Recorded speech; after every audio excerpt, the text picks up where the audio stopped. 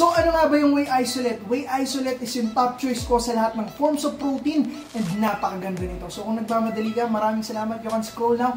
And kung gusto mo pa ng konti pang information, discuss natin ng mabilis. So meron kasing 3 forms of whey. Whey concentrate, whey isolate, and whey hydrolysate. So whey concentrate is yung pinaka-mura, cheapest, and marami pa itong lactose. So nabanggit natin yung lactose. Lactose kasi is nagkukos ito ng kung ano-anong problems sa ibang individuals. So sila yung lactose intolerant. Nagkukos ito ng vomiting, pagpipimple, pagtatae, bloating, so yung mga yan. Punta naman tayo dun sa pinaka-dulo, hydrolysate. Hydrolysate naman is ito yung pinakamadaming dinaanang processes. And oftentimes, ang process na ito ay yung nagpapapait or nagpapapakla doon sa protein. And also, siya yung pinaka-expensive. So, punta naman tayo dun sa sinabi kong top choice ko.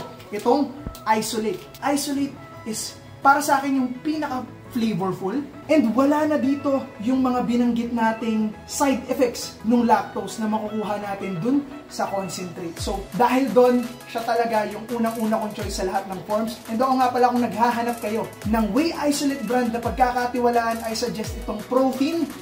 Napakasarap, one of the best tasting whey isolate na natikman ko. And may mga recipe na rin tayo dito sa page natin. Check nyo lang dyan. And maraming salamat. I'll see you in the next video. Peace!